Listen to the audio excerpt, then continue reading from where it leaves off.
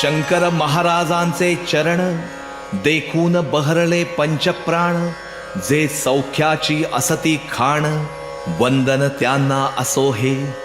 वंदन करा महाराजांना, आनंद होईल अपार मना, महाराजांचे गुण गाताना बहरून येते शरीर. एकदा भक्तांच्या समवेत महाराज बसलेले असत, आरडा ओरडा गोंधळ होत शेजारीच लोकांचा. एक मोठा नाग निघत, त्याला मारण्याचा प्रयत्न चालत, महाराज तेथे धावून जात, खवळलेला नाग तो. महाराज त्याच्या जवळ जात, नाग पायास विळखा घालत, बेभानपणे फणा काढत, नाग फुसफुसू लागला. महाराजांनी फण्यावरूनी प्रेमाने हात फिरवूनी, नागराज शांत व्हावे म्हणूनी गोडीत त्याला सांगितले. नागराज अगदी शांत होत, पायाचा विळखा काढत, मानेनेच त्यांना वंदन करीत. कोण हे त्याने ओळखले, हातात घेऊन नागराज अरण्यात गेले महाराज. शंकराचा हा दिव्य साज तेथे दिला सोडून. वाठार गावचा मल्ल असत, शक्तीची त्याला मस्ती चढत, अनेक गावात तो प्रख्यात, चालला डौलात रस्त्याने. मल्ल होता जणू महान हत्ती, महाराज अचानक तेथे येती, बसती त्याच्या खांद्यावरती, मल्ल घामाघूम होत. महाराजांच्या ओझ्यानी दमछाक त्याची होऊनी, रडकुंडीस अगदी येऊनी शरण आला महाराजा. महाराज उतरले खांद्यावरून, मल्लाने धरले त्यांचे चरण.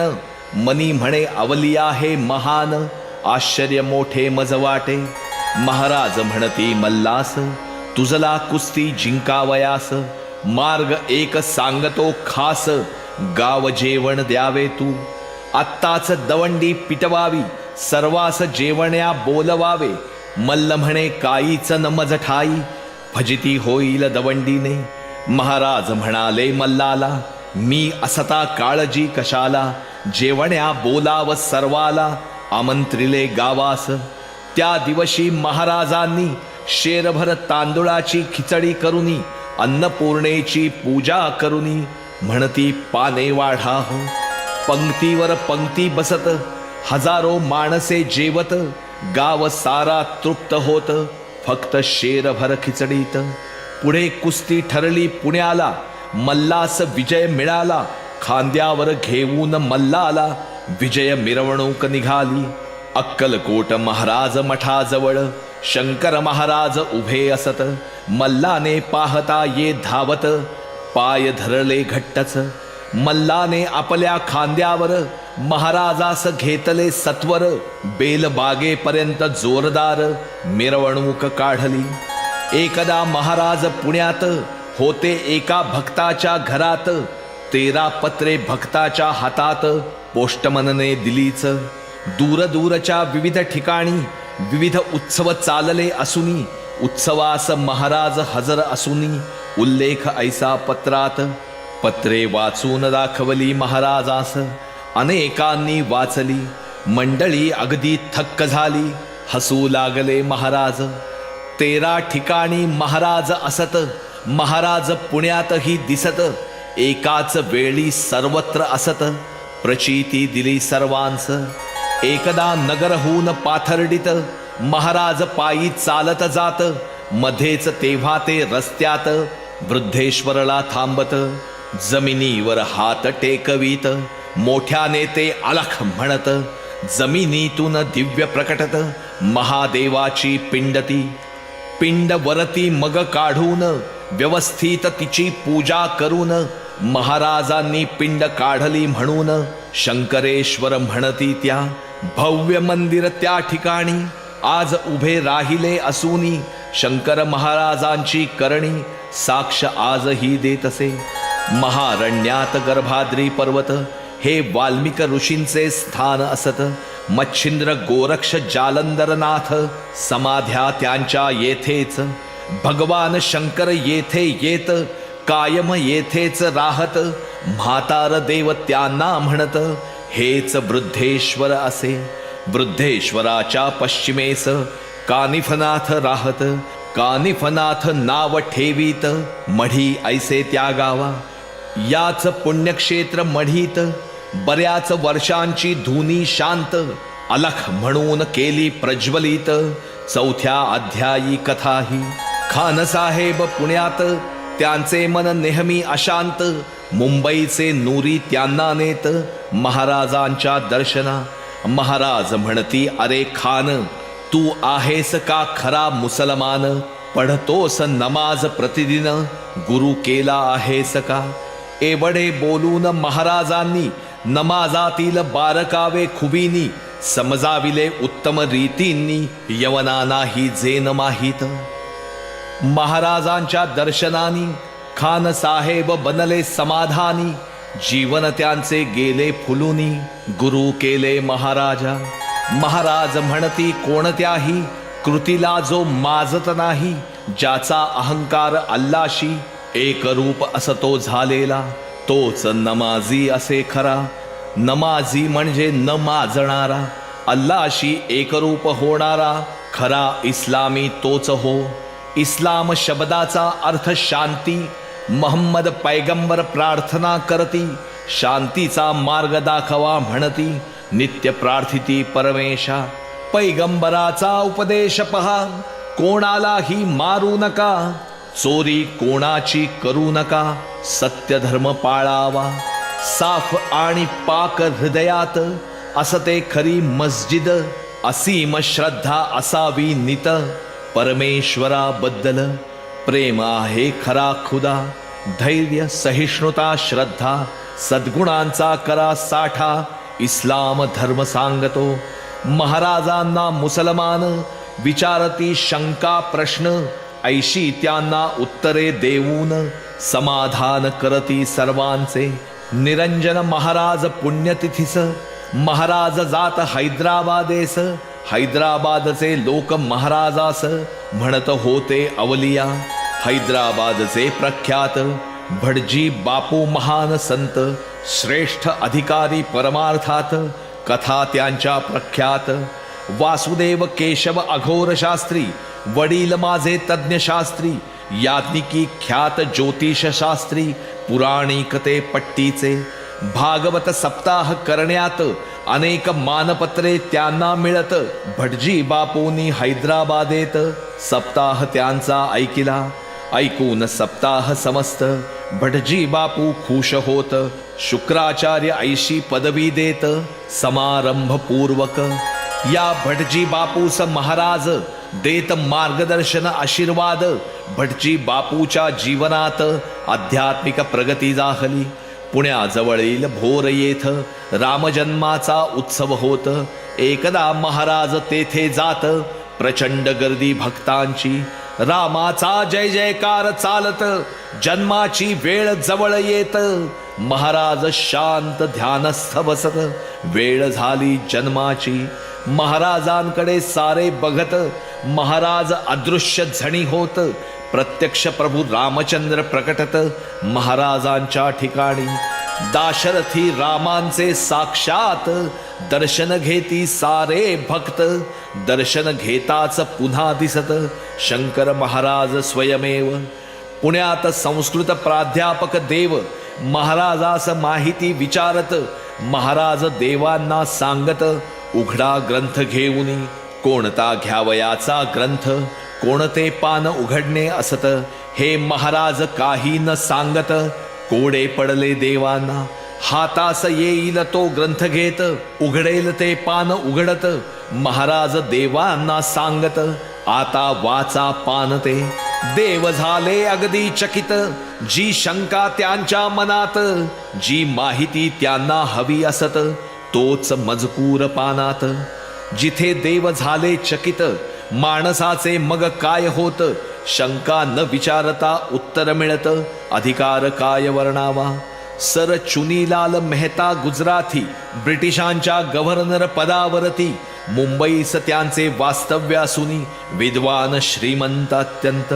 1944 या इसवी सनास ही घटना असे घडत मोठे सात्विक मेहता पाश्चात्य पौर्वात्य तत्वज्ञानांचा अभ्यास व्यासंग मोठा त्यांचा प्रवचने व्याख्याने यांचा नाद त्यांना भारीच दर्शने साधू संतांची दर्शने सकल देवांची सर्व तीर्थक्षेत्रांची यात्रा त्यांनी केलीच व्रते दान धर्म केला फार परी मनात चिंतेचा भार कधी भेटेल जगदाधार म्हणून मन अशांत रावसाहेब मेहेंदळे यांना मेहता म्हणाले एकदा भगवंताचे दर्शन मजला कोण करून देईल मेहेंदळे म्हणाले मेहतांना शंकर महाराजांच्या दर्शना आपण जाऊ तुमची कामना पूर्ण तेथे होईल मामा ढेकणे यांच्या सदनी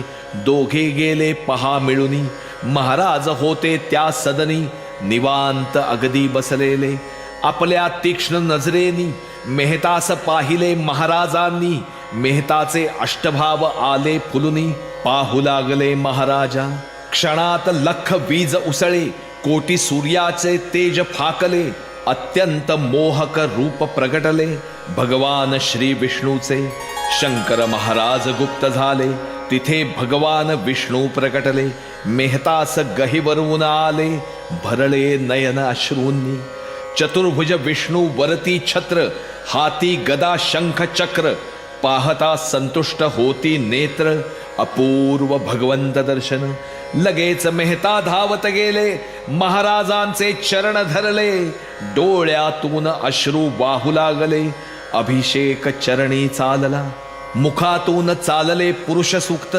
काही वेळ असाच जात नंतर पुरुष सूक्त थांबत अभिषेकही संपला मेहता चरणा मिठी मारत चतुर्भुज विष्णू असता पाहत शंकर महाराज प्रकट होत धन्य झाले मेहता प्रत्यक्ष विष्णूंचे घडावे दर्शन ओढ हीच मेहताची महान ती इच्छा होता पूर्ण शांत झाले मेहता महाराजांचे दर्शन झाले मेहताचे जीवन बदलले आनंदाने अगदी भरले आनंदी आनंदच पानिपतच्या लढाईत अपूर्व शौर्य जे गाजवित ते मेहेंदळे आप्पा बळवंत सरदार होते प्रख्यात यांच्याच नावाचा पुण्यात आप्पा बळवंत चौक असत भव्य वाडा या चौकात मेहेंदळेंचा असेच यांचे वंशज त्या वाड्यात राहतात सरदार बॅरिस्टर रावसाहेब मेहेंदळे असत पत्नी ताईसाहेब गायन भजन प्रवचन कीर्तन सुंदर करीत मन लावून कार्यक्रम त्यांच्याच वाड्यात त्यांच्या कीर्तन प्रवचनाला हॉल नेहमी भरलेला नित्य गर्दी वाड्याला उत्सव होती सर्वही महाराजही या वाड्यात नेहमीच जात असत कसा महाराजांचा संबंध येत ही कथा नवलाची रावसाहेब मुंबईस असत प्रथम पत्नी निवर्तत असून राजैश्वर्य समस्त उद्ध्वस्त जीवन जाहले मुंबई सोडून ते पुण्यात येत भव्य वाडा भासे स्मशानवत मन त्यांचे उदास होत चिंताग्रस्त सदा ते सरदार मिरीकरांनी रावसाहेबास नेले आपल्या सदनी नगरला महाराज तेथे असुनी दर्शन त्यांचे घडविले रावसाहेबांना पाहताच महाराज त्यांच्या पाठीवर जोराने थाप मारत रावसाहेबांना म्हणाले अरे ये रे राजा तुझीच मी अगदी वाट पाहत असुनी तू नवनाथ ग्रंथातला भरतरी मेली तुझी पिंगला तुझे उद्ध्वस्त जीवन संपणार ज्ञानेश्वरी रसास्वादाचे बहारदार नवीन ऐश्वर्य सुरू होणार मुख्य कलाकार तू महाराजांच्या उद्गारांनी आणि हस्तस्पर्शांनी रावसाहेब आले गहिवरुनी चकित झाले अत्यंत रावसाहेबांच्या मनात नसुनी सर्वांच्याच आग्रहावरुनी विवाह त्यांचा होऊन सदनी ताईसाहेब प्रवेशल्या दोघांच्या प्रवृत्तीत वयात खूप अंतर पहा असत, सांसारिक जीवनास कंटाळत विटून गेले दोघेही. सकल ऐश्वर्य सुखे सारी, हात जोडून उभी दारी, दोघेही दुःखीच अंतरी ताई साहेब ठरविती. आत्महत्या करावी म्हणून एकट्याच निघाल्या बंगल्यातून. समुद्राजवळ आल्या झणी, निरोप घेण्या जगताचा. श्री स्वामी समर्थांचे मंदिर दिसत, जाऊन दर्शन असता घेत. सतत स्पष्ट ध्वनी ऐकू येत, अष्टावक्र गीता हा. तिथे तर कोणीही नसत, मग शब्द हे कोण पुकारत. अष्टावक्र गीता काय असत, कोण संदेश देत असे. बाहेर आल्या संभ्रमात तो रावसाहेबांचे मित्र नूरी दिसत. फिरायला एकट्याच कशा येत, विचारून नेले घरात. प्रधानांकडे महाराज असत, रावसाहेबांना निरोप येत. दोघे महाराजांच्या दर्शनास जात. महाराज म्हणाले ताईंना, ये बेबी बैस माझ्या समोर. रावसाहेबास म्हणाले नंतर, मी बेबीला खाल्लं बरं. गिळून टाकले बेबीला.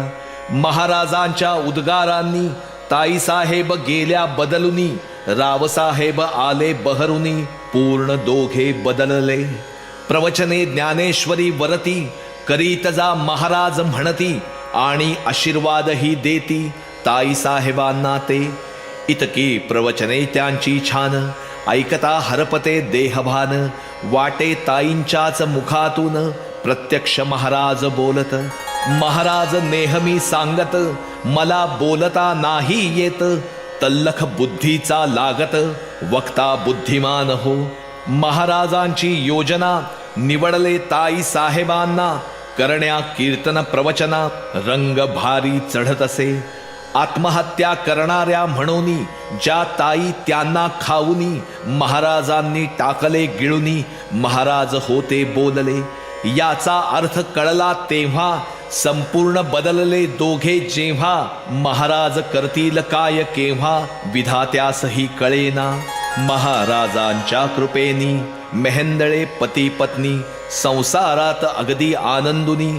उद्ध्वस्त जीवन उमलले. कथा कीर्तन प्रवचन नैमित्तिकते गायन, उत्सव होती मधून मधून. गर्दी प्रचंड श्रोत्यांची. ज्ञानेश्वरीचे रसाळ सुंदर, नवीन ऐश्वर्य सुरू होणार. रावसाहेबास आली प्रचिती तर महाराजांच्या शब्दांची. शंकर महाराजास करून नमन, पाहिले त्यांना डोळे भरून. 5वा अध्याय संपूर्ण या ठिकाणी झाला. संतवर्य योगीराज सद्गुरु राजाधिराज श्री शंकर महाराज की जय.